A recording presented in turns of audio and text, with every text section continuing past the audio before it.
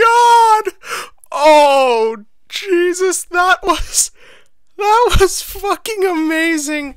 Hi, everyone. I know this seems weird, random, and out of place for me, but I have to talk about this. In the same way I had to rip on Kino's journey, this is like the complete polar opposite in all the best ways.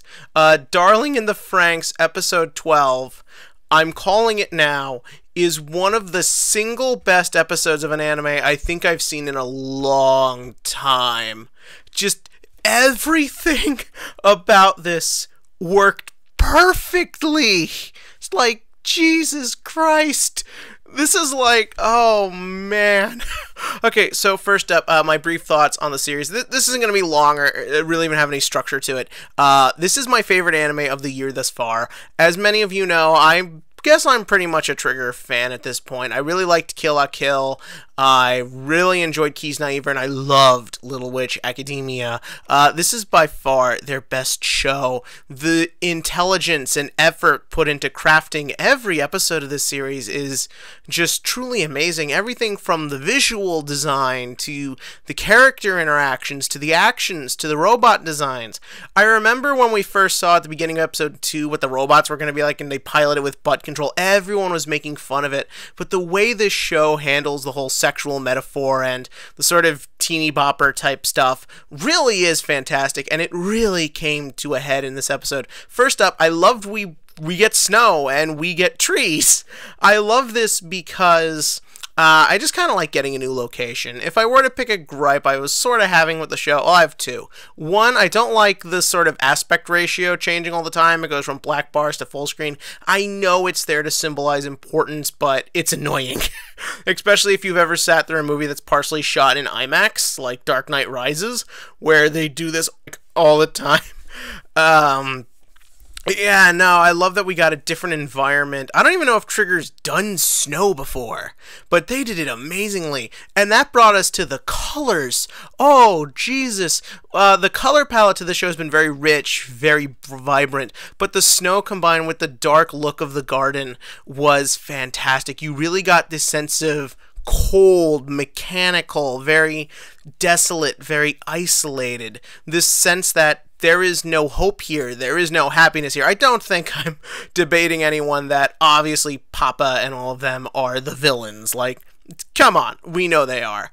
But I just love how willing the show is to go with just sort of how dark everything is, but without like beating you over the head with it. Like the lady, of the two military guys who run these kids, it's always sort of been insinuated the girl maybe cares a bit more for the kids, or at least tries to be there for a bit more for them, motherly, parentingly, a bit. But that scene where she just bitches out 02 like this, like, don't make us, like, don't cause me any more problems, and the coldness on her face, like, just this idea that everything has changed with what is now going on with 02, and oh god, the transformation. I love that it's subtle.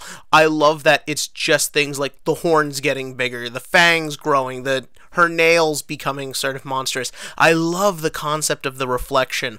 I love that idea that she wants to be human. She wants to get along with everyone. She wants to be part of this. But that idea that she can't, and her very existence is a reminder of that.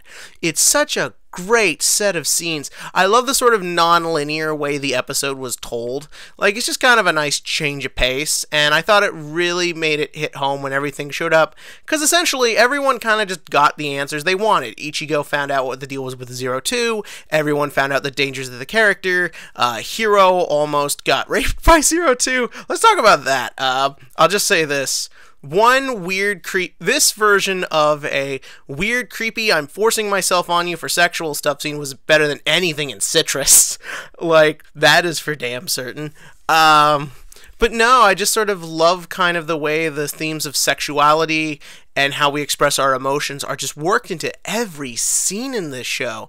Like how Hiro is just sort of pleading with 02 to be herself and he cares about her for who she is, but everyone just wants to use her and control her. And the way blonde guy who looks like generic baddie in all mecha shows kind of reacts. I love that little sexual tension he's got going on with Ichigo that they sort of started up. I've suspected for a while they might kill Goro and the blonde kid becomes Ichigo's new partner for reasons. I don't know if it's going to go down exactly like that, but I sort of like the idea of the tension between the two. I like that all the kids have very different body styles, different character designs. They're not all sort of this generic, standard, pretty look. I like that there's a variety in design choice. And I like that you just look at the blonde kid squad and you're just like, you can sort of get an idea what everyone is just from looking at them. The two with the masks, the way everyone just sort of stands there. It's really fascinating. And the scene with all the kids locked up, like just being experimented on. I always have a thing about kids being tortured and hurt and stuff like that. I don't know why, but something about just seeing them experimented on, you just feel uncomfortable looking at it, and that's the face on everyone else. Mother's Basement did a whole video on how this show perfectly encapsulates how these kids view the world, and it is truly fantastic. I love all the plot threads it opens up, and finally, those fight scenes with the Klaxorus. I don't really like the Klaxorus as villains because they're very generic looking monsters. I feel like Trigger definitely has a problem with just going into the generic disposable army thing. They did it in Kill La Kill, they did it in Kisnaiver. These are the worst ones. They just look like weird black blobs. One of them even looked like a goddamn shaving, like an electric razor. But yeah, that fight was amazing. The emotion, the visuals, the way the camera followed Strelitzia, I think it's pronounced. I don't really follow pronunciation that well.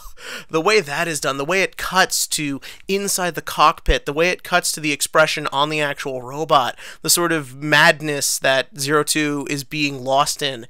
And it's just so perfect. And even the idea that the blonde kid knows Zero Two's nickname or real name, I don't really know what you call this, honestly, is a fantastic moment because it sort of shows that it reiterates sort of the mystery of Zero Two, how she is clearly hiding things from her team and these people who are supposed to be her friends, and it's just fantastic. This video is going very long. You get the idea. I love this anime. This episode was amazing.